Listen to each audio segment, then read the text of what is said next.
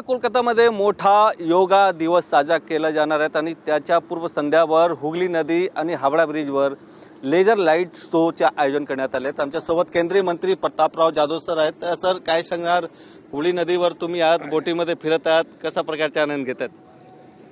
खरं म्हणजे कित्येक वर्षानंतर कोलकाता शहरामध्ये योगाचा हा अगदी जाहीरपणानं सर्व लोकसमावेशक असा आंतरराष्ट्रीय योग दिवस उद्या कोलकात्यामध्ये साजरा होणार आहे आणि त्यामुळं संपूर्ण कोलकाता असेल, पश्चिम बंगालच्या नागरिकांमधला उत्साह प्रचंड ओसंडवतो वाहत आहे। आपण पाहत असाल की सर्व नौका या ठिकाणी सजवल्या गेलेल्या आहेत। कार्निवलचा कार्यक्रम या ठिकाणी आयोजित केलेला आहे।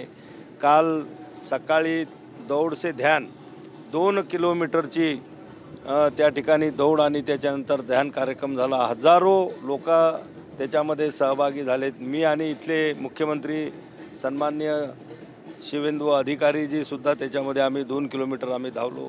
एक प्रचंड असा उत्साह आहे आणि उद्या 21 तारखेला आपल्या देशाचे यशस्वी प्रधानमंत्री नरेंद्र मोदीजी यांच्या नेतृत्वामध्ये या एकट्या कोलकाता शहरामध्ये जवळपास 10 लाख लोक वेगवेगळ्या ठिकाणी घराच्या बाहेर निघून पुरुष, महिला, तरुण, तरुणी त्या योगा अभ्यास करणार आहेत। पण आज लेझर लाईट आणि लाइटिंग संपूर्ण हुगली नदी तुम्ही बघू शकतात, खूप छान दिसतात। याच्या आधी कधी असं दृश्य पाहायला मिळालं होतं का? नाही, असं कधी दृश्य नव्हतं, कारण की या ठिकाणची जी पहिली सरकार होती, लेफ्टचं सरकार असेल, ममता दीदीचं सरकार असेल, हे सगळे हिंदुत्व विरोधी सरकार होते आणि ते योगाला हिंदुत्वाचा प्रचार असं समजलं जायचं, योगाला अध्यात्मासोबत जोडलं जायचं आणि म्हणून आज भारतीय जनता पक्ष NDAचं सरकार पूर्ण बहुमतानं या ठिकाणी निवडून आलेलं आहे। त्यामुळं आता या सरकारनं सुद्धा मोठ्या प्रमाणामध्ये याच्यामध्ये सहकार्य केलं, पुढाकार घेतला। आमचं आयुष मंत्रालय असेल की यावेळेस हा योगाभ्यास कोलकाता शहरामध्ये जो केला जाणार आहे, खरं म्हणजे योगाला विरोध करायचं त्या लोकांचं कारण एवढंच होतं की योगाची सुरुवात ओम उच्चारानं होते। योग आपल्या ऋषीमुनींचे त्या ठिकाणी संशोधन आहे, त्याच्यावरचे ग्रंथ आमच्या ऋषीमुनींनी लिहिलेले आहे आणि म्हणून ते लोक त्यांची वोट बँक शाबूत ठेवण्यासाठीच योगाचा तिरस्कार करत होते, विरोध करत होते। पण पहिल्यांदा कोलकाता शहरातच नाही तर संपूर्ण पश्चिम बंगालमधल्या गावागावामध्ये हा उद्याचा योगाचा कार्यक्रम उत्साहामध्ये साजरा होणार आहे। कोलकातामध्ये उत्साह साजरा होत आहेत, पण देशवासियांना काय संदेश देणार तुम्ही?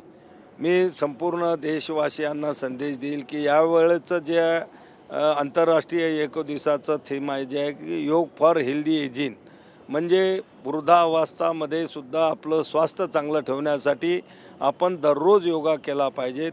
जे लोक दररोज योगा करतात त्यांच्या वृद्धावस्थामध्ये सुद्धा ते अनेक आजारापासून दूर राहतात, सुदृढ राहतात, सक्षम राहतात आणि त्यांचं मानसिक स्वास्थ्यसुद्धा अतिशय चांगलं राहतं आणि म्हणून प्रत्येकाने योगाला आपल्या जीवनाचा अविभाज्य अंग बनवावं, आपल्या दिनचर्येचा एक अविभाज्य भाग बनवावं आणि दररोज किमान 1 तास तरी स्वतःसाठी देऊन योग करावा, एवढं नम्रपणानं आव्हान मी आपल्या संपूर्ण देशवासियांना करेन। खूप खूप धन्यवाद सर तुमच्या।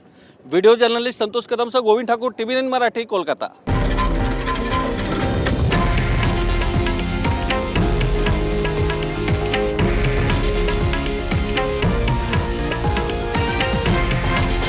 हे आहे देशातील नंबर 1 न्यूज नेटवर्क आणि आपण पाहत आहात TV9 मराठी, एकमेव।